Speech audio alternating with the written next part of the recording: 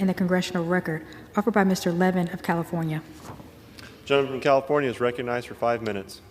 Thank you, Mr. Chair. My amendment would exclude the Southern California planning area from being leased for oil and gas production as part of any proposed plan under this bill. It's just over 1 year ago that our community experienced an oil spill that posed a grave ecological disaster that devastated local wildlife, our coasts and our ocean, and small business owners who rely on our coastal activity for their livelihoods.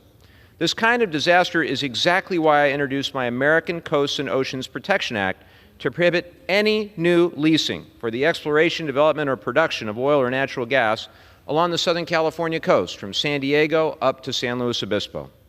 As I said when I introduced the bill last Congress, it's time to put our environment and our coastal economy first, not the out-of-state fossil fuel companies that profit while polluting our coastline.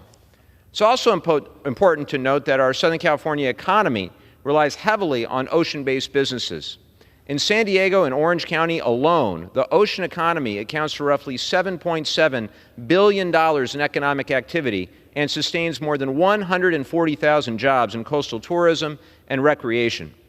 Along California's coastline, fishing, tourism, and recreation supports nearly 600,000 jobs and roughly $42.3 billion in economic activity. So for every massive oil spill our region experiences, we are not only adding to the pollution of our oceans, but also directly jeopardizing thousands of jobs. Mr. Chair, the latest oil spill wasn't the first time our communities experienced such a disaster. More than 4 million gallons of oil have been released in the Pacific Ocean as a result of the 1969 Santa Barbara blowout, the Refugio oil spill of 2015, and other leaks from oil rig and pipeline activity affecting more than 935 square miles of ocean. And this most recent spill pushed that number even higher. Californians have made it clear that they're strongly opposed to additional offshore oil and gas drilling along our coast.